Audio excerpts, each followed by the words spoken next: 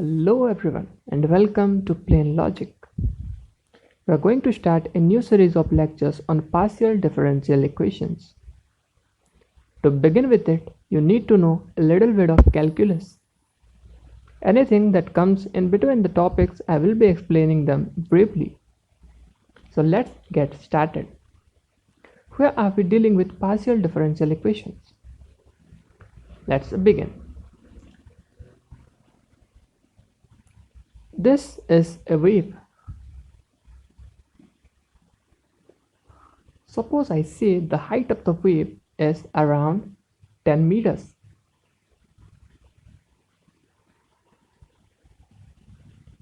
Now in 2004, a tsunami happened in India where the height of the waves were around 10 meters. So was there a person having a measuring tape and calculating the height? Definitely not. So what must be the case? Something that we can't do physically, we can definitely do it mathematically. So why not understand the mathematics behind it?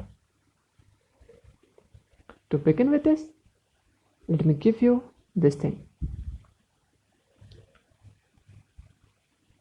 This must be familiar to you.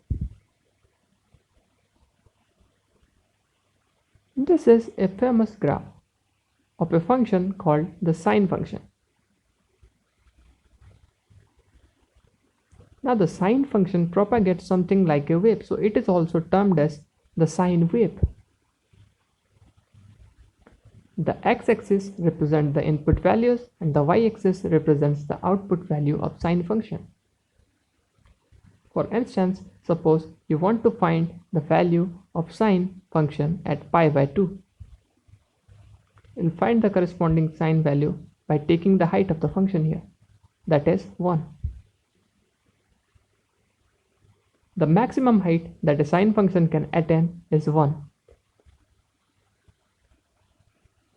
Similarly, given any point in the x direction, you can find the corresponding height in y direction.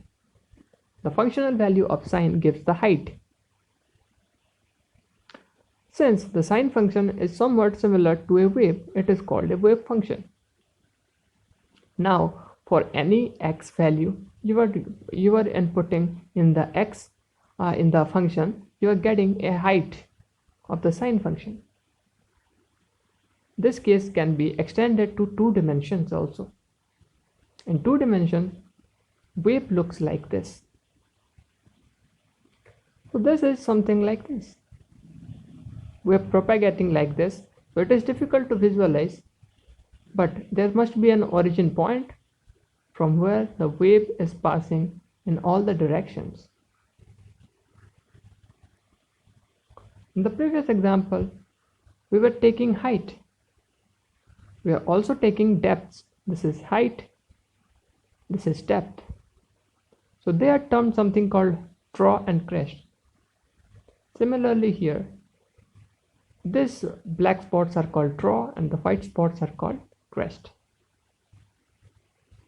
And the wave propagates like this in all the directions.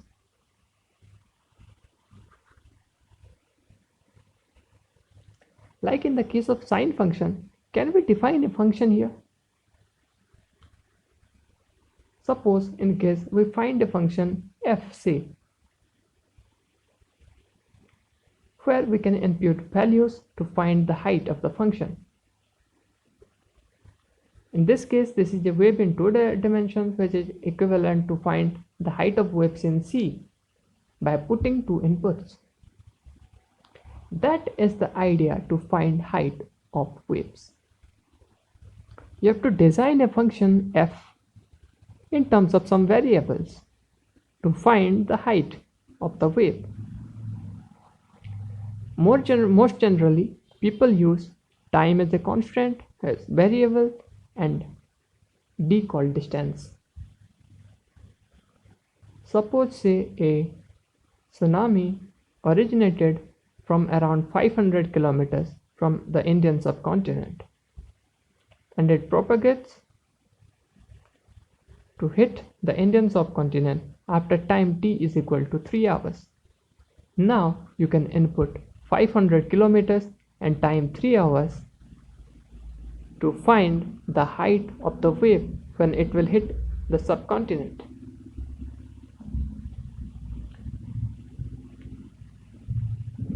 The things discussed here may look very simple, but it is not the case. You will need to solve partial differential equations to get into the final phase of finding a function like this. This is a problem related to wave equation, that is, an equation in partial differential equations where the solution represents a function that represents the height of the wave at a certain time and at a certain distance. With this motivation in your mind, let's begin partial differential equations.